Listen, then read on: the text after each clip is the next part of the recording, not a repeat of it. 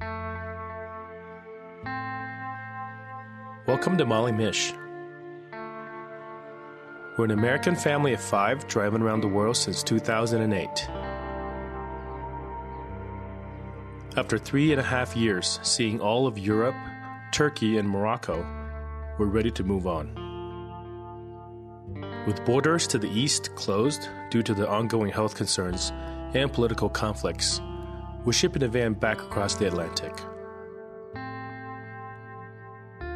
Join us as we leave Croatia and make our way across Western Europe in preparations for our trip across the ocean.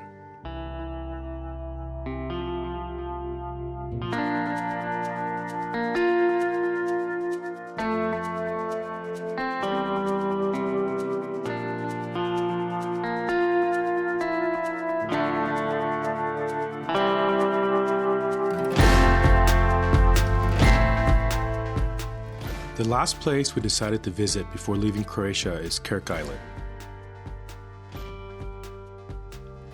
This is a little outcropping with views of the Krk Island Bridge. There's a small building at the end, apparently a former fort, which has become someone's summer playground. A few fishing dinghies at a dock and a nice little courtyard behind locked gates looks like a pretty good spot to spend the summer.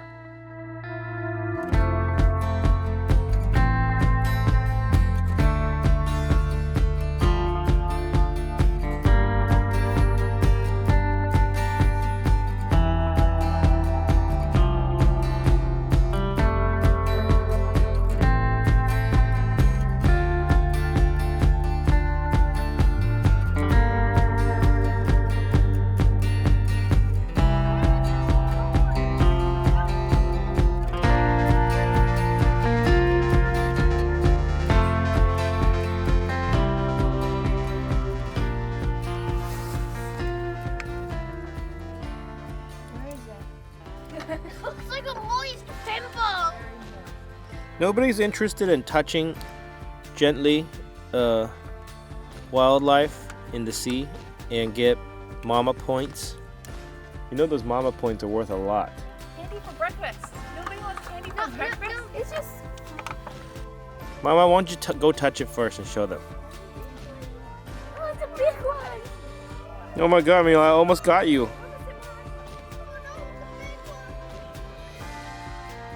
Bring your finger really close without touching. Okay.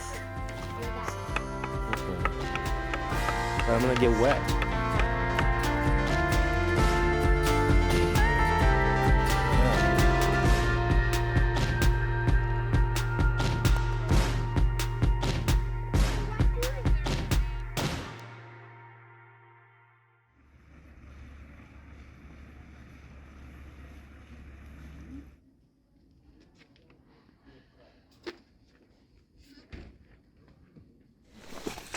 So last night we just drove across the bridge.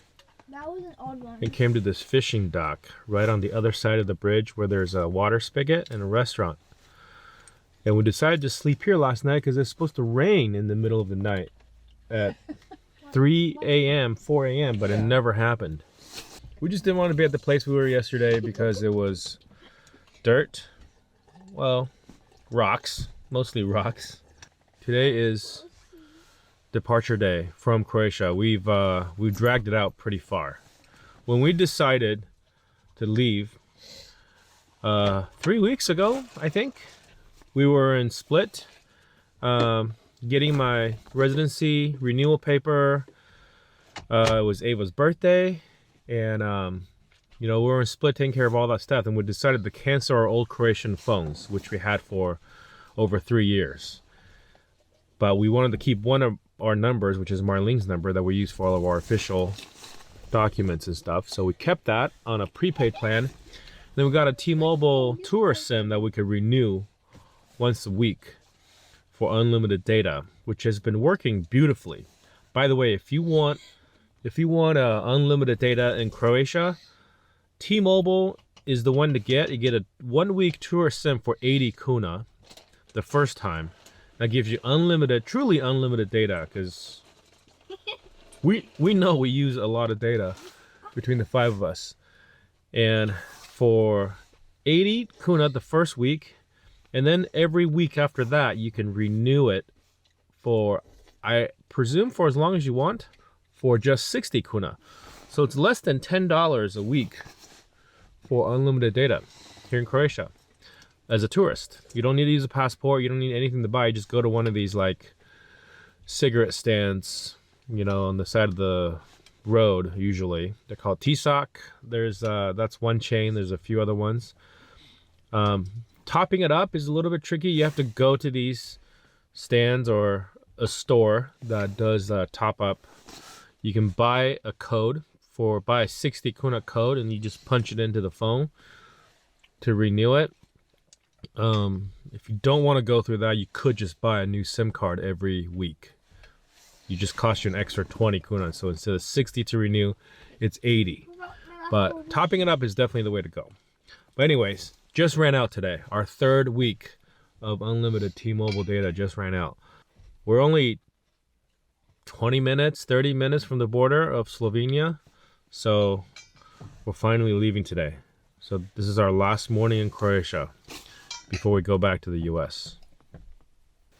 I totally was Mixed feelings with everybody. Everybody has Yeah. mixed feelings. I agree, Daddy. It just feels more like home now, so it feels like the US is a little bit of an unknown. I don't know. It's just gonna be like, I don't know. You know when you see a foreign country and just watch the news and you're like, man, that place looks messed up. We've been away long enough for it to feel like a foreign place now. Yeah. Feels like there's like a lot of polarization and bickering and That's for sure the case. That's definitely true. Just being- people that we've talked to say, oh, you know, you'll see it's different when you come back. And those are people that have been there this whole time. And being in foreign countries, we can get away with really knowing details of like what are people Yeah. saying. A little each other. blissful ignorance. Yeah. And we're Yeah. not going to have that in the US because we're going to understand everything versus here. It's like, oh, we're just doing our thing. Well, So I'm a little scared about that. But also excited to see our friends and family. And so we're still a couple months away before we get there. So, yeah. you know, we got our plane tickets finalized. So we fly on the 21st of March, which is about 6 weeks away, roughly. And then our vehicle goes on the boat on the 17th and has to be there a couple days before. So 14th, 15th is we bring the car to the port. So that's only like 5 weeks away. So that's another reason why we want to start making our way west, because we want to have some time once we get to... I will try to get down to Portugal. I don't know how easy that would be because Portugal is still pretty far from Belgium. In fact, we might be as close to Belgium from here as parts of Portugal is to Belgium, because you got to drive through the entire length of France. We waited long enough to get out of Croatia, and today we have to do it.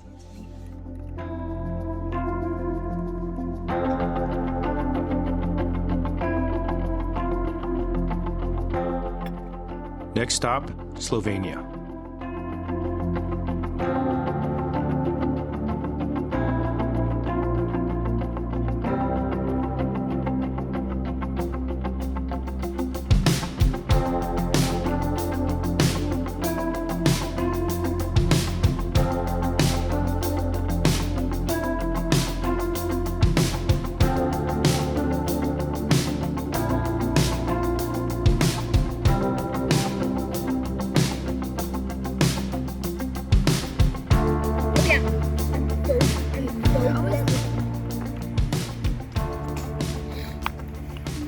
The lady must have been standing there at the hot fudge pump for hours. The kid said you were just going to give me a couple of hot fudge and skip the ice cream.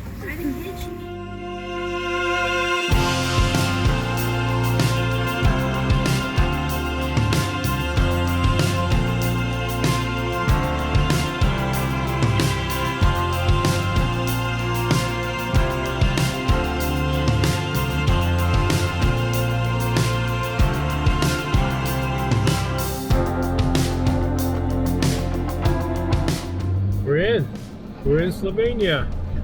So in theory, there's no more border crossings. Now that we're in the Schengen zone.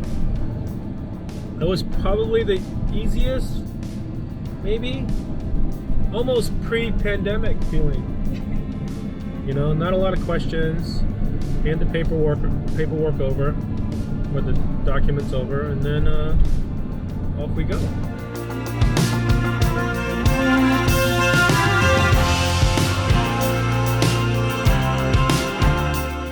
Although the border crossing was hassle-free, we were stopped by the police not far into Slovenia. With American plates and an international driver's license, the local police usually don't know what to do with us. They're just making their usual traffic stop, ask to peek inside the van, and off we go.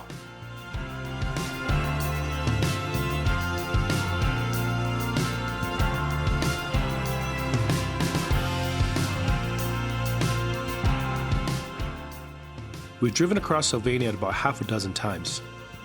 This is actually the first time we decided to spend the night here. We found a free camper stop in the village of Oreg and parked next to a French overland truck for the night.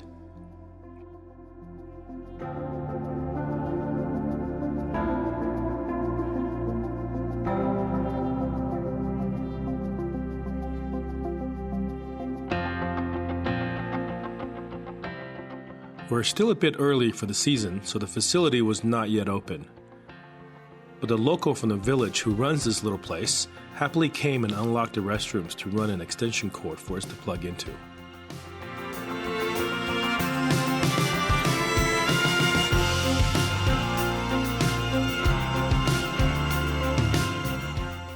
We didn't get any good footage of our time with the local villager who runs this place, but he was gracious and very friendly. We shared a bottle of wine, some homemade cured sausages, and amazing conversations of our traveling stories.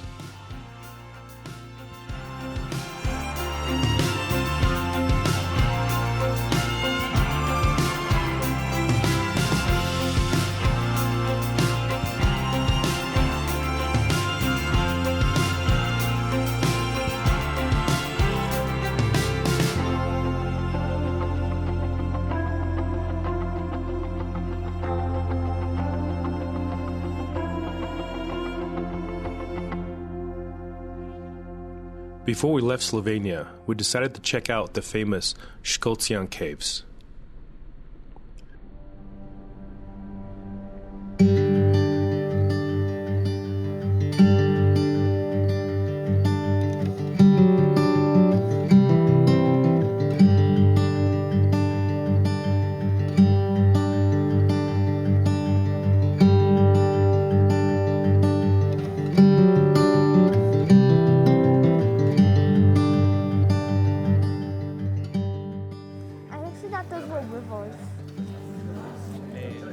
Are these just like cradles or actual actual lakes?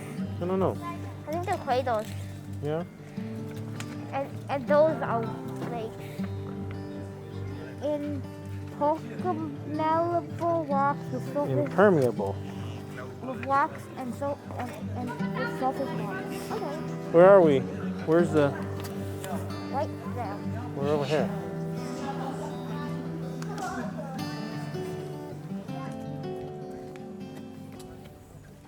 People have been exploring these caves from as early as the 2nd century BC.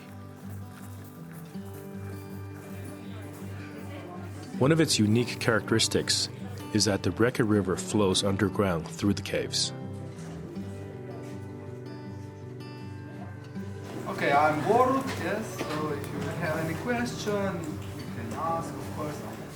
Well, we are now here, and once the river comes to the limestone, it begins to sink into the underworld, 40 kilometers under the ground, and it's coming out then in Gulf of Trieste. So they started to explore caves actively 200 years ago.